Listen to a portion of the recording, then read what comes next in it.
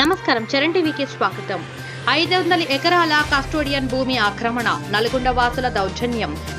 నల్గొండ జిల్లా గుమ్మడిదల మండలంలో కంత్రిగాళ్లు 500 ఎకరాల కస్టోడియన్ భూమిని ఆక్రమించి దుర్వినియోగం చేస్తున్న సంఘటన వెలుగులోకి వచ్చింది.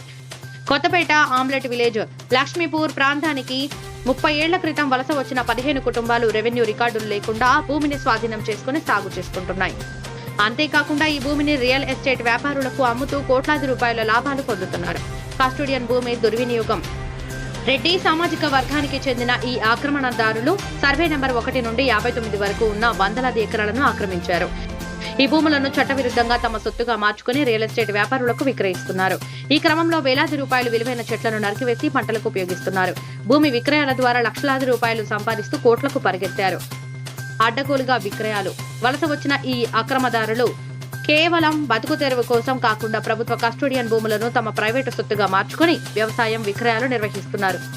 రెవెన్యూ రికార్డులు లేకపోయినా నకిలీ పత్రాలు సృష్టించి రియల్ ఎస్టేట్ వ్యాపారులకు విక్రయించి నగదు సొమ్ము చేసుకుంటున్నారు. ప్రభుత్వ నిర్లక్ష్యం.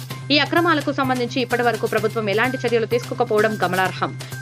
వీరి దౌర్జన్యానికి అడ్డు అదుపు లేకపోవడంతో ఆక్రమణదారులు ఆగడాలు రోజురోజుకు మితిమీరుతున్నాయి. చరణ్ టీవీ ప్రత్యేక ప్రసారాలు. ఈ ఆక్రమణలపై చరణ్ టీవీ ప్రత్యేక దృష్టి పెట్టి వరుస ప్రసారం చేయనుంది.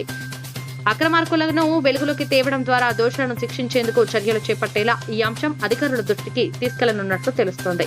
ప్రభుత్వం, రెవెన్యూ శాఖ సంబంధిత అధికారులు తక్షణం రంగంలోకి దిగి బాధ్యతాయుతంగా వ్యవహరించాలని నిపుణులు విజ్ఞప్తి చేస్తున్నారు. కస్టోడియన్ భూమి కాపాడటంతో పాటు బాధ్యులపై కఠిన చర్యలు తీసుకోవాలి.